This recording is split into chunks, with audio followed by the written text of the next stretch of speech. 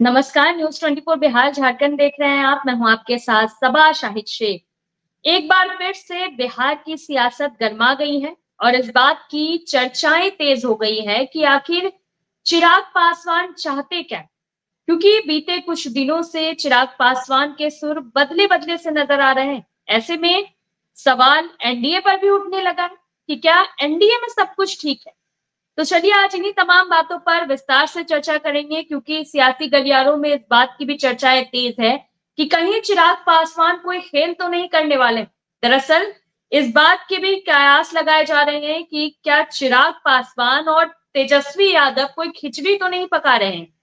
क्या जेडीयू के लिए बिहार के बाद झारखंड में चिराग पासवान विलेन बनने वाले हैं?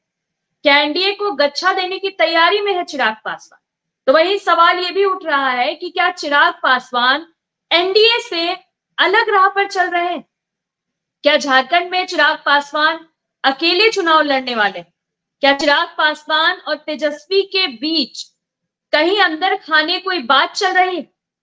क्या राहुल और तेजस्वी की हाँ में हाँ आखिर क्यों मिला रहे हैं चिराग पासवान? ये भी एक अहम सवाल है जो कि सियासी गलियारों में चर्चाओं का विषय बना हुआ है।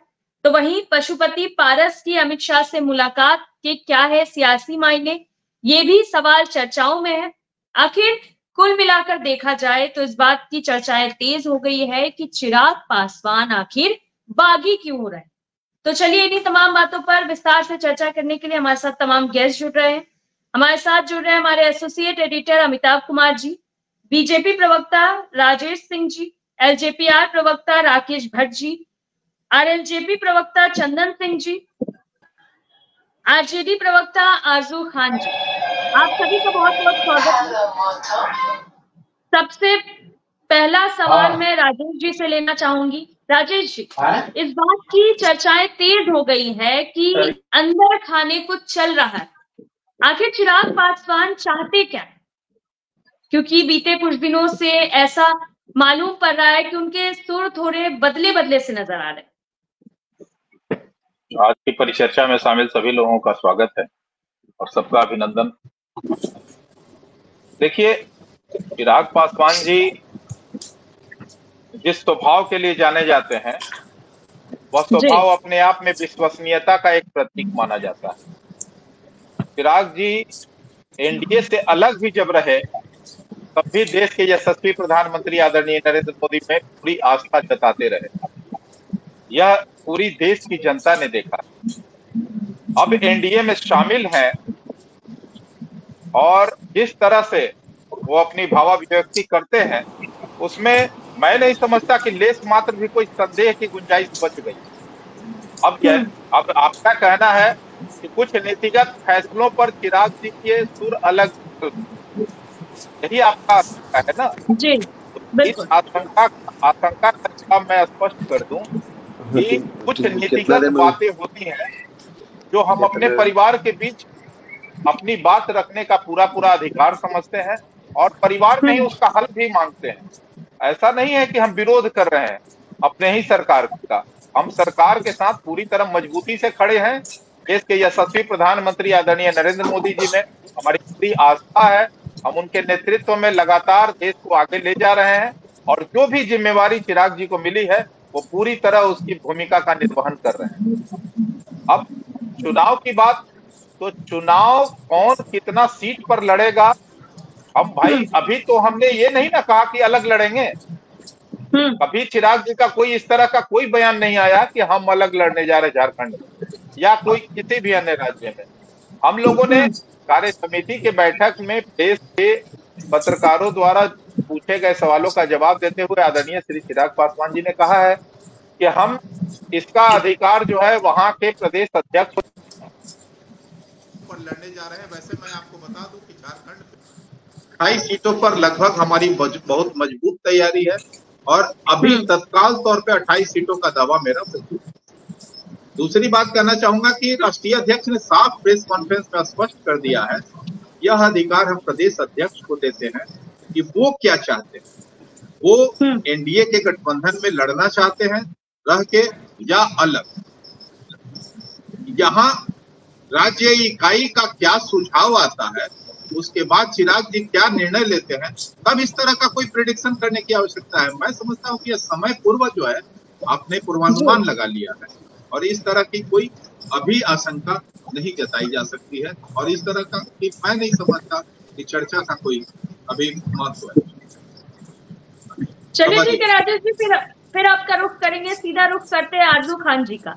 आरजू जी, इस बात की चर्चाएं तेज हो गई है कि कहीं ना कहीं तेजस्वी यादव के हाँ में हाँ मिला रहे हैं चिराग पासवान। नहीं, वो तेजस्वी यादव की हाँ में हाँ क्यों मिलाएंगे? अब वो जिस आरक्षण के बदौलत वो सत्ता में आए हैं, जो 5 सीट जो उनके मिले हैं, कहीं ना कहीं उनकी मजबूरी होती है ना। वो सब हाँ में हाँ अगर नहीं मिलाएंगे तो कैसे चलेगा? उसी आरक्षण के बदले आते हैं, और आरक्षण में वर्गीकरण अगर कर दिया जाए और क्रीमी लेयर अनक्रीमी लेयर की बात की जाए, तो इनकी तो मजबूरी बन जाती है ना कि अपने आप को किस तरीके से स्थापित करें, अपने आप को क्या बताएं कि हम क्रीमी लेयर हैं या नहीं है, हमको आरक्षण अब चाहिए कि नहीं, या हमको अब आरक्षण मिल गया, अब हमको कुछ नहीं चाहिए, अब आरक्षित सीट भी छोड़नी होगी। तो ये इनकी मजबूरी है, मैं यही समझता हूँ। और ये कल भी जो है, ये सब देखिए गिव एंड टेक का मामला होता है। झारखंड में चुनाव लड़ना है, थोड़ी सी डराई भी जाती है अपने साथी पार्टियों को कि हमको अपने साथ बेहतर भागीदारी दे दे, भागीदारी के बदले अच्छी सीटें दे दे। अब अगर अलायंस में अगर भारतीय जनता दल के साथ अगर ये लड़ना चाहते हैं, और जी आपकी आवाज नहीं मिल पा रही है, तो ये सारी चीजें चलती रहती हैं। इसको अदरवाइज न देखा जाए। और ये पहले भी भारतीय जनता पार्टी के हनुमान थे, और इन्होंने बताया कि हम भारतीय जनता पार्टी के लिए काम करते हैं, भारतीय जनता पार्टी के पद चिन्हों पे चलते हैं, और आज भी मुझे लगता है कि ये वैसे ही रहेंगे। चलिए ठीक है आरजू खान जी, फिर आपका रुख करेंगे, सीधा रुख करते हैं चंदन जी का। और भारतीय जनता पार्टी के पद चिन्हों पे चल के नीतीश कुमार को कहीं ना कहीं एनडीए के साथी रहने के बावजूद उनके साथ धोखा देने का काम करेंगे। चलिए ठीक है आरजू जी, फिर आपका रुख करेंगे, सीधा रुख करते हैं चंदन सिंह जी का। चंदन जी, पशुपति पारस की मुलाकात अमित शाह से कुछ सियासी मायने हैं क्या इस मुलाकात के? देखिए सबा जी, एनडीए के साथी हम हैं और मजबूत सहयोगी हैं। इस नाते भारतीय जनता पार्टी के प्रदेश अध्यक्ष आदरणीय दिलीप जायसवाल जी भी प्रदेश कार्यालय आए थे हमारे, और देश के यशस्वी गृह मंत्री परम आदरणीय अमित शाह जी से मुलाकात कल हमारे राष्ट्रीय अध्यक्ष और हमारे प्रदेश अध्यक्ष जी की हुई है। बहुत सुखद वार्ता हुई है, बिहार के संदर्भ में हुई है। और बराबर चूंकि देखिए माननीय प्रधानमंत्री जी के साथ तो कैबिनेट में सहयोगी रहे हैं, तो जब भी मुलाकात होती है तो बहुत सुखद रहती है जी। चलिए ठीक है चंदन जी, फिर आपका रुख करेंगे, हमारे एसोसिएट एडिटर अमिताभ जी भी हमारे साथ जुड़ चुके हैं, तो अमिताभ जी से सवाल ले लेते हैं। अमिताभ जी, आखिर चल क्या रहा है बिहार की राजनीति में? क्या चिराग पासवान के सुर बदल रहे हैं? इस बात की भी चर्चाएं हैं कि चिराग पासवान झारखंड में अकेले भी चुनाव लड़ सकते हैं। ये देखिए, अभी झारखंड में उनकी राष्ट्रीय कार्य समिति की बैठक हुई थी, और उस बैठक में चिराग पासवान ने कहा था कि हमारी 40 सीटों पर तैयारी है और उम्मीदवार हमारे पास अच्छे हैं, और जरूरत पड़ेगी तो हम अकेले भी चुनाव लड़ सकते हैं। देखिए, अभी झारखंड चुनाव को लेकर एनडीए में कोई बैठक अभी नहीं हुई है। आंसू के साथ कल बैठक हुई थी, सुदेश महतो गए हुए थे, दिल्ली में उनकी बैठक हुई है केंद्रीय गृह मंत्री के साथ। उसके बाद उन्होंने कहा कि अभी हम बीजेपी के साथ मिलकर चुनाव लड़ेंगे विधानसभा का। तो आंसू का स्टैंड क्लियर है कि वो जाएगी, लेकिन बाकी अभी कुछ दिन पहले हम के जीतन राम मांझी ने वहां अपना कार्यक्रम किया था। उन्होंने कहा था कि हमारी तैयारी है, हम सीट लेंगे, हम 15 सीटों पे चुनाव लड़ेंगे। तो अभी झारखंड को लेकर जो एनडीए में दल है, अभी उनसे अगर हम पूछा जाए तो सीधा उनका कहना होगा कि भाई बिहार के लिए हम अपना जो मेरा गठबंधन था अभी काम कर रहा था। अलग अलग राज्यों में अलग अलग पार्टियों का अलग अलग स्टैंड होता है। अब देखना होगा जेडीयू वहाँ किसके साथ लड़ती है, वहाँ एलजेपी आर किसके साथ लड़ती है, वहाँ पे मांझी जी की पार्टी किसके साथ लड़ती है, वो वहाँ तय करना अभी वहाँ पे बातें नहीं हुई है। लेकिन हाँ, ये था कि पहली बार झारखंड में बैठक हुई थी, और बैठक के बाद वहाँ पे चिराग पासवान ने अपने जो प्रेस कॉन्फ्रेंस किया था उसमें इस बात के सवाल के जवाब उन्होंने कहा था कि हमारी तैयारियां यहाँ पे है, अगर जरूरत पड़ेगी तो हम अकेले भी चुनाव लड़ेंगे। जी चलिए ठीक है अमिताभ जी, फिर आपका रुख करेंगे, सीधा रुख करते हैं राजेश जी का। राजेश सिंह जी, अगर बात की जाए चिराग पासवान की, तो इस बात की चर्चाएं हो रही है कि चिराग पासवान कहीं ना कहीं बागी होते जा रहे हैं, तो क्या लगता है आपको, वो एनडीए को गच्छा देंगे या ऐसा कुछ भी नहीं है, बस ये सिर्फ एक चर्चा है? देखिए, ये मीडिया का एक मसाला है, ऐसा कहीं कुछ नहीं है। चिराग जी भारतीय जनता पार्टी के हनुमान कह जाते हैं, और हनुमान सोच सकते हैं कि राम जी को हनुमान जी धोखा देते हैं। वो उनके चिराग जी भारतीय जनता पार्टी और चिराग जी का जो गठबंधन है, उस गठबंधन से भारतीय जनता पार्टी और चिराग जी। और एक चीज और बात बताना चाहते हैं सभा जी की, कोई छोटी पार्टी हो चाहे बड़ी पार्टी, हर पार्टी चाहती है कि हमारा पार्टी का विकास हो, हमारा पार्टी का विस्तार हो, हम एक राज्य से दूसरे राज्य जाए, जहां वो बड़ी पार्टी है वो हमको सहयोग करे, हमको सीट दे। चिराग जी इस तरह का बात किए हैं तो एक कॉमन बात है कि हर पार्टी का अध्यक्ष की बात चाहते हैं, चाहे वो जितना मालूम, चाहे चिराग जी हो, चाहे कोई भी आदमी होते, तो एक कॉमन बात है। पर आप तो कह रहे हैं कि लंटेन के साथ जाने के स्थिति में है, उनके अंदर में बातचीत, ये सब राजेश जी, अगर कुछ ना कुछ बात होती है, कुछ ना कुछ ऐसी चीजें सामने आती है, तब तो हम सवाल उठाते हैं ना, इसलिए हमने भी सवाल उठाया। मसाला तैयार करने के लिए तो नहीं, मेरे ख्याल से नहीं, रांची में लोजपा का बड़ा कार्यक्रम अपने पार्टी के बात कर रहे थे, तो सीधा बोले हैं कि यहाँ पर मजबूत है, हम भारतीय जनता पार्टी से बात करेंगे, हम 40 पर लड़ने का इच्छुक है। तो ये कॉमन बात है। चिराग जी हमारे पार्टी का मूल्य और इम्पोर्टेंट साथी है, और परमानेंट हमारे साथ है, और जीवन पर हमारे साथ रहे। वो कहीं भी बिहार का विकास और देश के विकास में हाथ बढ़ाने वाले लोग हैं। बिहार के विनाश में हाथ खींचने वाले लोग नहीं है कि जो बिहार का विनाश किया है उसके साथ उठाने होने वाले नहीं है, ऐसा कहीं कुछ नहीं। चलिए ठीक है राजेश जी, फिर आपका रुख करेंगे, सीधा रुख करते हैं अमिताभ जी का, क्योंकि उनके पास भी कुछ सवाल हैं। अमिताभ जी। नहीं, राजेश भट्ट जी हमारे साथ जुड़े हुए हैं, जेपीआर से हैं, और अभी जो राष्ट्रीय कार्य समिति की बैठक हुई थी उसके बारे में ज्यादा तफसील से बता सकते हैं कि आखिर राजेश जी क्या वहां जरूरत पड़ी थी कि चिराग पासवान को ये कहना पड़ा कि हम पूरे अकेले भी यहाँ पे चुनाव में जा सकते हैं? नहीं, देखिए, ये पत्रकारों का सवाल आया था कि आप किनके कैसे चुनाव लड़ेंगे और कितने सीटों पे लड़ेंगे। तो चिराग जी ने स्पष्ट किया था कि हमारी तैयारी, मुकम्मल जो तैयारी है वो 40 सीटों पर तैयारी है, और यह हम प्रदेश अध्यक्ष को अधिकार अभी इस पर विचार करने के लिए समय देते हैं, जिसके तहत वो निर्णय लेंगे कि वो कितने सीटों पर लड़े, कहां कहां किन सीटों को चिन्हित करें, और जो है वो गठबंधन में लड़ना ज्यादा बेहतर होगा या गठबंधन से बाहर। ये राष्ट्रीय अध्यक्ष के विवेकाधिकार पर, ये प्रदेश अध्यक्ष के विवेकाधिकार पर छोड़ा गया था। अभी उनको समय मिला है, वो अपना फैसला देंगे, उसके बाद अंतिम मुहर जो है वो राष्ट्रीय अध्यक्ष चिराग पासवान जी लेंगे। अभी इस तरह का कोई ऐलान तो नहीं हुआ है, इस बात को रखा गया है कि प्रदेश अध्यक्ष इस बात की तफसील करें, तस्दीक करें कि कैसे लड़ना वहां बेहतर होगा, ज्यादा से ज्यादा सीटों पर हमारी जीत कैसे सुनिश्चित हो पाएगी। मूल बात ये थी। लेकिन राजेश जी, रामविलास पासवान जी को मौसम वैज्ञानिक कहा जाता था, और जिस तरीके से चिराग पासवान सियासी माहौल जो चल रहा है उसको भांपने में लगे हैं, लगातार एनडीए में रह के भी एनडीए के जो कई ऐसी पॉलिसी आई थी जिसका उन्होंने विरोध किया है, अभी चाहे जातीय जनगणना के समर्थन का हो या फिर इससे पहले जो हमने देखा कि यूपीएससी वाले मामले में भी उन्होंने विरोध किया। तो क्या इन सब बातों को क्या एक दबाव वाली राजनीति भी चल रही है क्या? आपका वीडियो ऑफ है राजेश भट्ट जी।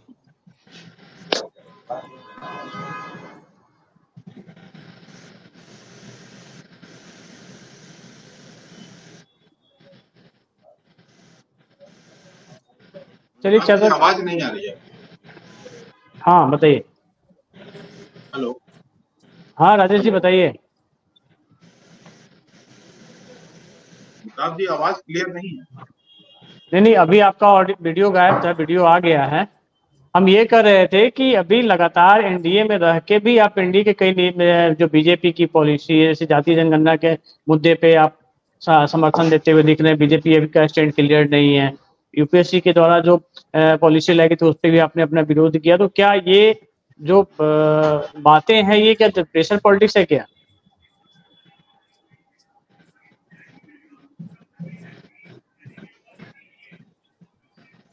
चंदन जी आप बताइए, आवाज राजेश भट्ट जी का क्लियर नहीं आता। नहीं, अभी तो राजेश जी दिख रहे हैं। देखिए, हम लोग एनडीए के सहयोगी हैं और सहयोगी के तौर पर देखिए, भारतीय जनता पार्टी जब गठबंधन में बड़े भाई की भूमिका में है तो किसी भी विषय को उठाने से पहले एक बार विमर्श गठबंधन के अंदर में, चूंकि चिराग पासवान जी का बराबर एक स्लोगन रहा है कि गठबंधन धर्म की मर्यादा में बात होनी चाहिए, और जब गठबंधन के अंदर में एक उचित फोरम है जहां आप अपनी बात को रख सकते हैं, वहां रखनी चाहिए थी। वर्ष संशोधन बिल के विषय में हो, लेटरल एंट्री के विषय में हो, SC/ST कोर्ट के माध्यम से जो क्रीमी लेयर का आया उस पर हो, भारत बंद पर हो, अभी चिराग जी के कई ऐसे बहुत महत्वपूर्ण नेतागण हैं जो माननीय प्रधानमंत्री जी के भी बारे में टीका टिप्पणी कर रहे हैं, वो तो यूट्यूब पे उपलब्ध है, आप लोग भी देख सकते हैं। तो एक गठबंधन के सहयोगी होने के नाते हम लोग को तो अच्छा नहीं लग रहा है। अब भारतीय जनता पार्टी को देखना है कि इसमें क्या कर सकते हैं बेहतर। बहुत इंपॉर्टेंट सहयोगी हैं चिराग जी, लेकिन एक उचित फोरम है एनडीए गठबंधन के अंदर में जहां वो अपनी बात को रख सकते हैं। जहां तक झारखंड में चुनाव लड़ने की बात है तो एक पॉलिटिकल पार्टी होने के नाते सबको अधिकार है, हर कोई अपने पार्टी का फैलाव चाहता है। लेकिन इससे पहले भी चिराग जी राजस्थान और मध्य प्रदेश में चुनाव लड़ चुके हैं। अब राजेश भाई हैं यहाँ पर, कितना वोट आया था, 100, 125, 200, 250 पता ही इनको होगा। चंदन जी तो पार्टी में आप भी बहुत दिन से रहे हैं, इसी लोक जनशक्ति पार्टी की आप भी उपज है। बहुत गंभीरता से लोक जनशक्ति पार्टी के हैं, लोक जनशक्ति पार्टी रामविलास के नहीं है राजेश भट्ट जी। नहीं, ठीक है, ये बात बता रहा हूं। मैं पूर्वक आपका परिचय बता रहा हूँ।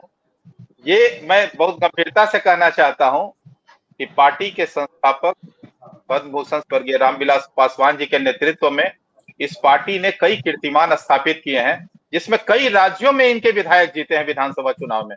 दिल्ली में, राजस्थान में, नागालैंड में, उत्तर प्रदेश में कई ऐसे राज्य हैं जिसमें कई कीर्तिमान स्थापित हुए हैं। ये पहली बार कोई लोक जनशक्ति पार्टी रामविलास लड़ने नहीं जा रही है। नहीं, लोक जनशक्ति पार्टी और लोक जनशक्ति पार्टी रामविलास दोनों अलग है राजेश भट्ट जी, उसमें मत मिलाइए। स्वर्गीय रामविलास पासवान जी ने, आपने सही कहा, बहुत सारे कीर्तिमान को स्थापित किया है, बहुत सारे कीर्तिमान को स्थापित। जी जी जी जी जी मैं बात हो रहा था कि गठबंधन के अंदर में गठबंधन धर्म की जो मर्यादा है उस पर मैं कहना चाहता हूं कि ये पहली बार कोई प्रदेश के बाहर लड़ाई। देखिए अमिताभ जी बहुत बड़ा विषय है कि जब SC/ST क्रीमी लेयर पर जब देश भर के 100 सांसद तकरीबन माननीय प्रधानमंत्री जी से मिलते हैं और माननीय प्रधानमंत्री जी से आग्रह करते हैं और माननीय प्रधानमंत्री जी स्पष्ट कर देते हैं कि इसको हम लागू नहीं करेंगे, और चिराग पासवान भी खुश होते हैं और अपनी सहमति को व्यक्त करते हैं, उसके बाद भारत बंद में लोजपा रामविलास का झंडा दिखना, इनके जिलाध्यक्ष का दिखना, सड़क पर दिखना, यह गठबंधन धर्म की जो मर्यादा है उसको तार-तार करने वाला था। हमको ऐसा लगता है कि लोजपा रामविलास को इस पर सार्वजनिक रूप से माफी मांगनी चाहिए एनडीए के नेताओं से। मैं कहिएगा तो वीडियो आपको भेज दूंगा राजेश जी, मैं कहिएगा वीडियो भेज दूंगा। आपके शेखपुरा के जो जिलाध्यक्ष हैं माननीय प्रधानमंत्री को मुसलमानों का सबसे बड़ा दुश्मन बता रहे हैं, वर्क कानून पर बता रहे हैं कि चिराग पासवान इस्तीफा दे देंगे। ये न्यूज में तैर रहा है, ये हम लोग देख रहे हैं, हम नहीं कह रहे हैं, ये तो न्यूज में चल रहा है। बात भी सुनना चाहिए। हमारे पार्टी के किस जिम्मेवार नेता ने पटना की सड़कों पर आकर उस दिन जो है बंद का समर्थन दिया? नैतिक समर्थन हमने दिया है जरूर, लेकिन हमारी नैतिक उपस्थिति उस समर्थन समर्थन में देने कहीं का नहीं। भी कोई कारण नहीं था जब माननीय नहीं, हमारे प्रधानमंत्री किसी ने प्रदेश स्पष्ट कर के दिया। राष्ट्रीय नेता आप कोई भी सड़कों पे नहीं आए। आप इस बात के लिए वर्क आपको पूरी कानून तरह पर से आश्वस्त संशोधन कर बिल पर छाती पीट रहे हैं नहीं, वो और ठीक है, यही वो आपके ठीक है। पार्टी को खगड़िया से अरे भाई, खगड़िया भी सीट आपके पार्टी को आया, जहां से एकीकृत जब लोजपा थी तब भी महबूब अली कैसर जी वहां से पहली पार्टी सांसद नहीं है थे। जो वक्फ बोर्ड पे अलग है। ये कोई अल्पसंख्यक पहली समुदाय से आते हैं, क्यों नहीं आपने लड़ा दिया किसी अल्पसंख्यक को खगड़िया से? अलग है। तो कहने को देखिए मीठा नहीं, ये मीठा कोई गप गप पहली तीता पार्टी तीता नहीं ना है। थू थू। जदयू भी समर्थन नहीं किया है वक्फ बोर्ड पे। जेपीसी में ले जाना चाहती। मैं वही मैं कह रहा हूं भट्ट ये साहब चाहते कि थे बहुत कि जो आपको अल्पसंख्यक के हक हकूक का आपको फिक्र है, तो आपको देना चाहिए था खगड़िया। महबूब अली कैसर की जगह किसी दूसरे अल्पसंख्यक को देना चाहिए था, क्यों नहीं दिया आपने? आपने उनका हक क्यों मारा? विषय से भी सियासत क्यों हो रहा है? विषय से भी सियासत क्यों हो रहा है? वही चंदन जी अभी पहले हम लोग जरा भट्ट जी से हम लोग समझ ले झारखंड को लेके इनकी पार्टी की क्या रणनीति है। झारखंड में एकदम स्पष्ट नीति है कि प्रदेश अध्यक्ष को समय दिया गया है, वो बताएंगे कि किन किन सीटों पर लड़ना पार्टी के लिए बेहतर होगा। 40 सीटों पर पार्टी लड़ना चाहती है, मजबूत तैयारी की हुई है। गठबंधन में भी बात होगी और गठबंधन में हम चाहते हैं लड़ना। गठबंधन में अगर कोई ऐसी बात नहीं बनती है, प्रदेश अध्यक्ष का निर्णय होता है, तो फिर राष्ट्रीय अध्यक्ष अंतिम मुहर और अंतिम निर्णय क्या लेंगे, अभी से ही प्रिडिक्शन करना मैं समझता हूं बहुत जल्दीबाजी होगी। राष्ट्रीय अध्यक्ष ने कहीं नहीं कहा कि हम अलग लड़ेंगे, कोई ऐसा बयान दिखा दीजिए। उन्होंने अलग लड़ने की बात नहीं कही है, उन्होंने कहा कि प्रदेश अध्यक्ष को मैं इसके लिए जो है प्रतिनियुक्त करता हूं आधिकारिक तौर पे कि वो एक अपने प्रदेश कमेटी से बात करके हमारे पास सुझाव भेजें, उस पर हम निर्णय लेंगे। ये कोई बहुत जल्द में फैसला लेने वाला चीज तो है नहीं। और वक्फ बोर्ड की रही बात, तो वक्फ बोर्ड पे उन्होंने कहा है कि भाई जितने भी कंसर्न उसके ऑर्गेनाइजेशन है उनको भी सुना जाए, उनकी भी बातों को पहले जानने की आवश्यकता है कि वो क्या चाहते हैं। वक्फ बोर्ड और मजबूत होगा, शायद पारदर्शिता होगी। और उन्होंने वक्फ बोर्ड की मजबूती के लिए यह बात कहा कि उनके सारे कंसर्न की राय पहले ली जाए। इसमें बुराई क्या है? लेकिन आपको नहीं लगता है कि इधर हाल के दिनों में राहुल गांधी हो या तेजस्वी यादव जिस तरीके से अखिलेश यादव हो ट्वीट कर रहे हैं, चिराग पासवान की बातों का समर्थन कर रहे हैं, तो नजदीकियां कहीं बढ़ रही है?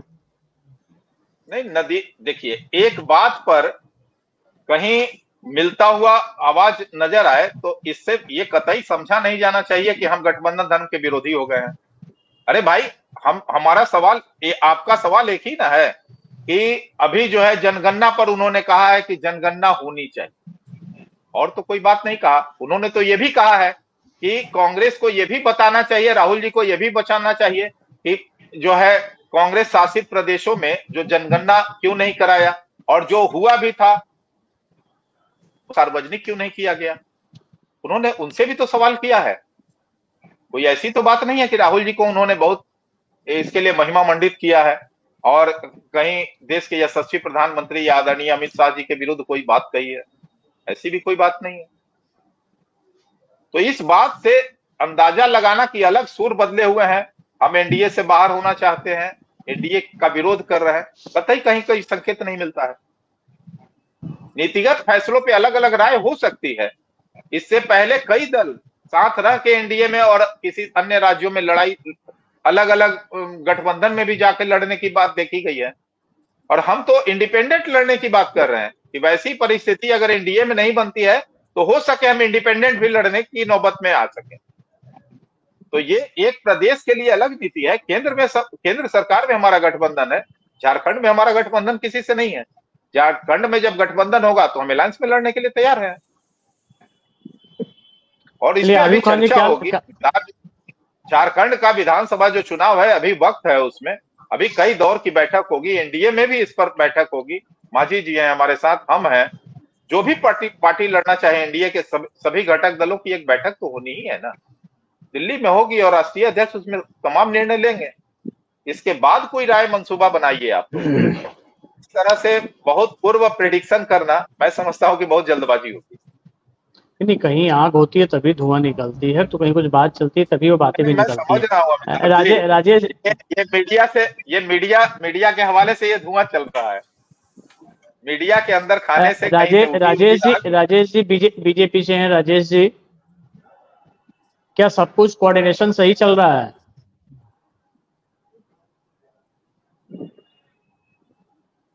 राजेश जी बीजेपी से हैं, आवाज आ रही है?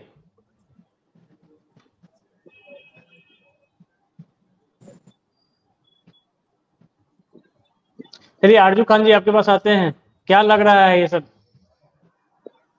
आपकी पार्टी किस रूप में देख रही है? देखिए, राजनीति में सब, देखिए हमको किसी रूप में किसी को भी नहीं देखना है, ये जल्दीबाजी हो जाएगी, लेकिन संभावनाएं राजनीति में तो रहती है और संभावनाओं से कौन इनकार कर सकता है। लेकिन ये भी तय है कि ये सब होता है, गिव एंड टेक का मामला होता है, कुछ दबाया जाता है, कुछ प्रेशर पॉलिटिक्स होता है कि कहीं अगर अलायंस के साथ झारखंड में मिलकर अगर लड़ना चाहे तो ये प्रेशर दिया जाता है उनको कि बेहतर से बेहतर सीट मिल जाए। ये सारी चीजें देखी गई हैं, लेकिन एक चीज तो तय है कि नीतीश कुमार जी को एनडीए के सहयोगी दल रहते हुए भी चिराग पासवान जी उनको धोखा देने का काम करेंगे, क्योंकि वो भारतीय जनता पार्टी के हनुमान है, इससे कोई इनकार नहीं कर सकता है।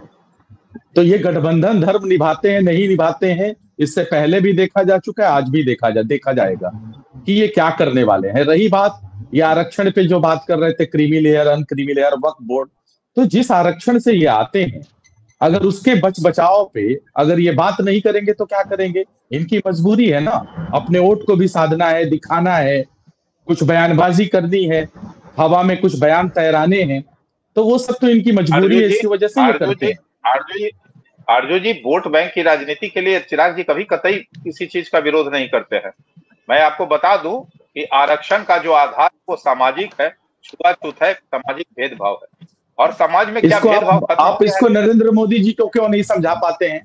आप इसको नरेंद्र मोदी जी को क्यों नहीं समझा पाते? अपने सहयोगी दलों को क्यों नहीं समझा पाते? आप बताइए। आप जीतन राम मांझी जी को क्यों नहीं समझा पाते हैं, जो कि एक चीफ मिनिस्टर होने के बाद भी अगर वो मंदिर से बाहर आते हैं तो मंदिर को धोना पड़ता है? वो ये क्यों भूल जाते हैं कि ये सामाजिक छुआछूत, सुन लीजिए राजेश भट्ट जी, सुन लीजिए, जीतन राम मांझी जी क्यों भूल जाते हैं कि ये सामाजिक आधार और छुआछूत और सामाजिक भेदभाव की वजह से ये आरक्षण मिला था? ये जीतन राम मांझी को भी तो याद करना चाहिए ना, ये आपको बताना चाहिए, आपके सहयोगी दल है वो। ये सब लोग क्यों भूल जाते हैं? आपको जब नरेंद्र मोदी जी इतना प्यार करते हैं, इतना सम्मान करते हैं, तो आपकी बातों को मानते क्यों नहीं है? हम तो वही बात करना चाह रहे हैं। और आप नीतीश जी की बात, आप नीतीश जी को भी क्यों नहीं समझा लेते हैं? वक्फ बोर्ड वाली बात कर रहे थे आप राजेश भट्ट जी, आप वक्फ बोर्ड पे इतनी बड़ी बड़ी बातें समझा रहे हैं, ललन सिंह जी को आपने क्यों नहीं? आरजू जी, मैं आपको बहुत गंभीरता से कह रहा हूं, ये किसी में चला गया है, मुझे पता है, फैसला है, मुझे पता, सुप्रीम कोर्ट का फैसला है ना। माननीय सुप्रीम कोर्ट के फैसले पर अगर राजेश भट्ट जी ये बताइए, राजेश भट्ट जी जो है, हाँ राजेश भट्ट जी ये बताइए कि आज तक ये नहीं देखने की जरूरत नहीं है, लेकिन एक चीज और भी मैं बता रहा हूं कि क्या पूर्ण विचार नहीं होते हैं हाई कोर्ट में? माननीय संविधान के पास क्या इस पे पुनर्विचार नहीं हो सकता?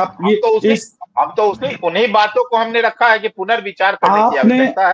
आप राजेश भट्ट जी वक्फ बोर्ड के बारे में, राजेश भट्ट जी आप ये बताइए कि वक्फ बोर्ड में इतनी बड़ी बड़ी बातें कर रहे थे, आपके एनडीए के सहयोगी ललन सिंह जी क्यों संसद के पटल पे क्या क्या बोल रहे थे?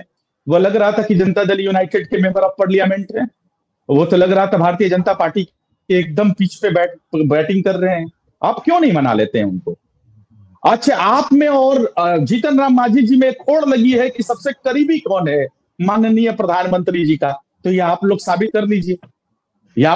कर लीजिए, एक हनुमान हो गए, एक तोता हो गए जीतन राम मांझी जी। तो बिहार की जनता सब समझती है और हमको पता है। हनुमान तोता कहना बड़ा बेमानी है अर्जुन जी। हनुमान कोई नहीं और न तोता है, ये विश्वसनीयता की बात है और विश्वसनीय दोनों है। मैं बहुत गंभीरता से कहना चाह रहा हूँ, हमारे पार्टी के राष्ट्रीय अध्यक्ष हमेशा अब ये तो देश के प्रधानमंत्री आने वाले वक्त में बता देंगे कि कौन उनका सबसे करीबी है। ललन सिंह जी करीबी है, जीतन राम मांझी जी करीबी है या चिराग पासवान करीबी है, ये आने वाला कुछ ही दिनों में ये आपको पता चल जाएगा। हाँ, लेकिन एक चीज 100% एकदम सही है राजेश भट्ट जी कि आप लोग एनडीए के सहयोगी होने के बाद भी क्या आप बता सकते हैं कि नीतीश कुमार को धोखा दीजिएगा या नहीं दीजिएगा?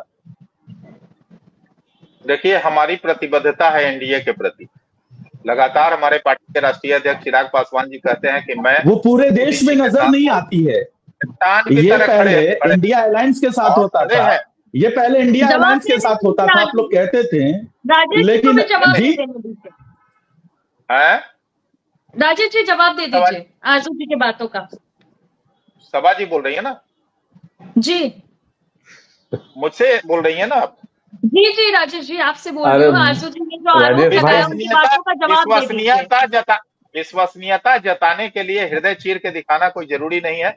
हर वक्त पे मोदी जी के तमाम नीतियों और के साथ जो है हमारे पार्टी के राष्ट्रीय अध्यक्ष चिराग पासवान जी मजबूती से चट्टानी एकता के साथ खड़े रहते हैं। इस बात के लिए लगातार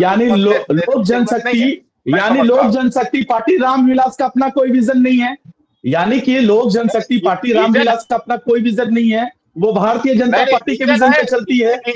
यही आप बताना चाहते हैं तो बता दीजिए, प्रदेश की पूरी जनता को बता दीजिए, अल्पसंख्यकों को भी बता दीजिए। इन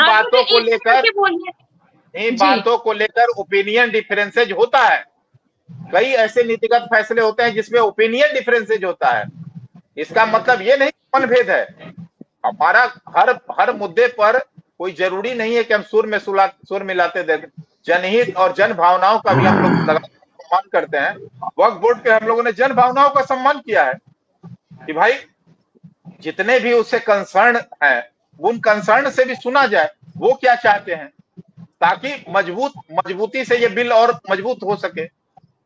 और जिन वंचितों और अल्पसंख्यकों की बात हम लोग करने के लिए इस बिल को लाए हैं संशोधन के लिए, उनका वो हक जो है मजबूती से मिल सके, इसके लिए चिराग जी लगातार जो है संघर्ष कर रहे हैं।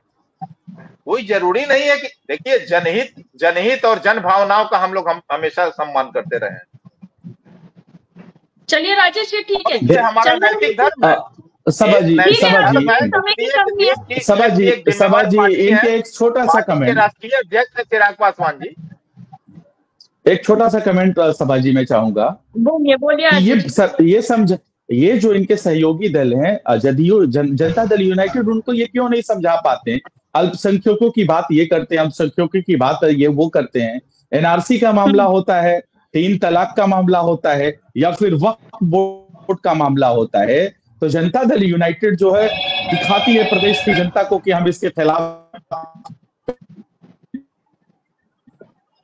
चलिए आशु जी ठीक है, लेकिन जब और एक तरीके से भारतीय जनता पार्टी का ठीक है आशु जी ठीक है, समय की कमी है। आखिरी कमेंट चंदन जी से लेना चाहूंगी। आशु जी ने जिस तरह का आरोप लगाया है, क्या लगता है उस बात से कितने इत्तेफाक रखते हैं? नहीं देखिए, इस समय तो स्पष्ट देखने से लग रहा है कि चिराग पासवान जी का जो भी मंतव्य है, विचार है, वो कहीं ना कहीं इंडिया गठबंधन से प्रभावित लग रहा है। राहुल गांधी, अखिलेश यादव और तेजस्वी के हाँ में हाँ मिला रहे हैं। जाति जनगणना पर चिराग पासवान देश भर में जानते हैं कि भारतीय जनता पार्टी का विचार क्या है, और बिहार से भी एक डेलीगेशन माननीय मुख्यमंत्री जी के नेतृत्व में, जिसमें तेजस्वी यादव, मुकेश सहनी लोग थे, और वहां पर गए और वहां पर भारतीय जनता पार्टी ने स्पष्ट कर दिया कि हम नहीं कराएंगे। तो चिराग पासवान का झारखंड में जाकर जाति जनगणना पर कहना यह स्पष्ट इशारा करता है कि ये एक अलग राह को अपनाने का प्रयास कर रहे हैं। और इससे पहले भी नोटबंदी पर चिराग पासवान ने माननीय प्रधानमंत्री जी की आलोचना पहले भी ये कर चुके हैं, तो ये कोई नई बात नहीं है। एनडीए के फोरम के अंदर में जो बात करनी चाहिए थी चिराग पासवान जी को, ये बाहर किए, पटना में आकर प्रेस कॉन्फ्रेंस करके, और कहीं ना कहीं एनडीए के जितने भी कार्यकर्ता थे उनको दुख तकलीफ हुआ, और जो वोटर चिराग पासवान को वोट दिया गरीब सवर्ण, वो भी बहुत बहुत दुखी हुआ, क्योंकि चिराग पासवान ने स्पष्ट कहा कि घोड़ी पे चढ़ने नहीं दिया जाता है, मंदिर को धोया जाता है। जबकि संघर्ष के समय में चिराग पासवान बिहार के 38 जिला में सैकड़ों मंदिर में गए होंगे और कहीं ऐसी घटना नहीं हुई। अपवाद को चिराग पासवान ने बहुत बड़ा करके दिखाया, और हमको लगता है कि सवर्ण समाज भी इससे कहीं ना कहीं उसको बहुत भारी आघात पहुंचा है। समय पर हर चीज होता है, तो हमको लगता है कि चिराग पासवान फायदा के जगह नुकसान अपना कर दिए हैं, और और होड़ की जहां तक बात रही कि आदरणीय जीतन राम मांझी जी दलित के बड़े नेता हैं, चिराग पासवान जी हैं या आदरणीय पशुपति कुमार पारस जी हैं, विषय ये नहीं है। विषय ये है कि चुनाव के पहले अगर आप भारतीय जनता पार्टी के साथ सभी विषयों पे आप सहमत थे और जैसे ही आपने लोकसभा का चुनाव जीता उसके बाद आपके हर एक चीज पर विचार भिन्न हो गए, आप हर एक चीज पर आप स्टैंड लेने लगे। इससे तो सरकार आप कहीं ना कहीं जताना चाहते हैं कि नरेंद्र मोदी जी की सरकार पूर्ण बहुमत की नहीं है, हम जितना चाबी ऐंठ सकते हैं, जितना दबाव दे सकते हैं। तो ये एनडीए के कार्यकर्ता को अच्छा नहीं लगा है। आगे आने वाले समय में चिराग पासवान का और भी आप रुख देखिएगा। हम लोग भी एनडीए में हैं, लेकिन तकलीफ हुई, आपको जो जगह मिला, भारतीय जनता पार्टी ने आपको राजनीति में स्थापित कर लिया। माननीय प्रधानमंत्री का आपको गुणगान करना चाहिए और भारतीय जनता पार्टी के हर एक निर्णय के साथ आपको मजबूती के साथ खड़ा रहना चाहिए। लेकिन बहरहाल ये उनका विषय है, उनका विचार है, उनका थॉट है, लेकिन ये पूरे एनडीए का थॉट नहीं है। माननीय प्रधानमंत्री जी में, माननीय गृह मंत्री जी में हम लोग की पूरी आस्था है। हमारी पार्टी मजबूती के साथ भारतीय जनता पार्टी के साथ हर एक विषय पर खड़ी है। जब आप एनआरसी सीए का समर्थन सदन के अंदर में करते हैं तो वर्क कानून संशोधन बिल पर आप कहिएगा कि जेपीसी में हम भेजे हैं, तो ये तो बिहार की जनता जो है राजनीति में बहुत प्रबुद्ध है। इनके कई सांसद दावा कर रहे हैं, ताल ठोक रहे हैं, कई चैनलों पर इन्होंने कहा है, इनके सांसदों ने कहा है। और एक सांसद तो इतने इनके महान हैं कि आदरणीय नीतीश कुमार जी के बिहार को उड़ता पंजाब भी कहा है। और नशा का जैसे यहाँ पर एक बहुत बड़ा मेला लगा हुआ है, सौदागर लोग बैठे हुए हैं, तो मीठा मीठा गप गप और तीता तीता थू थू इनका विचार हो गया है। आने वाले समय में देखिए कि और इनका कितना रुख बदलेगा। भारतीय जनता पार्टी अब बर्दाश्त कर रही है। मैं समझ सकता हूं कि खून की घूंट पी रही है कि गलत जगह हो गया। अब लेकिन आगे देखिए और क्या होता है। लेकिन हम लोग राष्ट्रीय लोक जनशक्ति पार्टी आदरणीय पशुपति कुमार पारस जी के नेतृत्व में माननीय प्रधानमंत्री जी के साथ हम लोग खड़े हैं। कल भी हमारे राष्ट्रीय अध्यक्ष जी की मुलाकात आदरणीय अमित शाह जी के साथ ही है, यहाँ पर हुआ है। बिहार में भी हम लोग हर जगह पर माननीय प्रधानमंत्री जी के साथ में हम लोग हैं। अब हम लोग तेजस्वी और राहुल गांधी अखिलेश के साथ नहीं हो सकते हैं। कोई अगर भगवान बदल ले 71 दिन में तो हम लोग नहीं कह सकते हैं। लेकिन चिराग पासवान का एक भी बयान आप देखिए कि चुनाव के पहले भारतीय जनता पार्टी के खिलाफ नहीं था, और अभी जिस लाइन पर भारतीय जनता पार्टी चल रही। दरअसल बात करें अगर बिहार की सियासत की, तो बिहार में एक बार फिर से चर्चाओं का बाजार गर्म हो गया है। इस बार चर्चाएं एनडीए को लेकर तेज है, यानी कि इस बार चर्चाएं चिराग पासवान को लेकर तेज है कि कहीं चिराग पासवान कोई खेल ना कर दे, क्योंकि कहीं ना कहीं चिराग पासवान के जो सुर हैं वो बदले बदले से नजर आ रहे हैं, वो कहीं ना कहीं एनडीए से मेल खाते हुए नजर नहीं आ रहे हैं। हालांकि बिहार की राजनीति में कब क्या हो जाए ये कहना बेहद ही मुश्किल है, तो आने वाले समय में क्या होगा ये देखना बेहद ही दिलचस्प होगा। फिलहाल के लिए इतना ही। देखते रहिए News24 बिहार झारखंड।